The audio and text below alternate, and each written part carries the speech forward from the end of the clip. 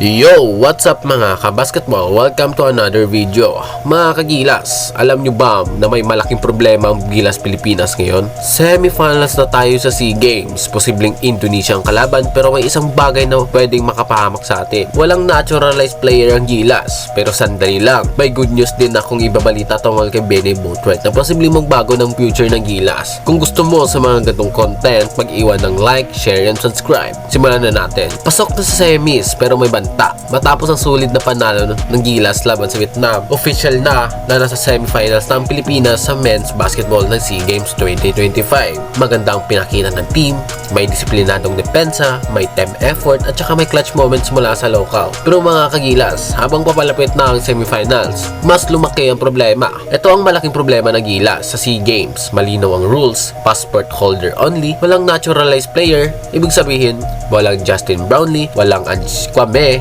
at hindi pa approve ngayon. Hindi rin makalaro si Benny Boatwright. Kaya ang Gilas ngayon ay pure locals, walang dominant foreign size big man, walang mahirap ang laban sa physical team. Hindi ito dahilan para sumuko, pero real talk lang. Malaking kawalan nito sa semis. Semis kontra Indonesia. Hindi ito madali. Posibleng Indonesia ang kalaban ng Gilas sa semis final. At huwag natin maliitin ang team na ito. Ang Indonesia ay may athletic, may physical, sanay na sa SEA Games pressure, at may mabilis at tapang sa loob. Kung maka-fall trouble ang bigs ng Gilas, bumagal ang opensa, umali ang outside shooting, pwede maging dikit o delikado ang laban. Ito na ngayon ang tunay na test kay Coach Tim Cone sa majority ng locals, sa tibay ng loob ng Gilas Pilipinas. Good news! Boatwright naturalization update. Ngayon, punta tayo sa good news. Official na umusad ang naturalization process ni Benny Boatwright. Anong ibig sabihin nito? Pwede para sa SEA Games, pero malaki para future ng Gilas, pang FIBA Asia qualifiers at mas malalaking torneo si Boatwright. Si Boatwright ay malakas sa ilalim, may tira sa labas, kayang magdala ng opensa. Pagtuluyan na approve, isa itong malaking upgrade sa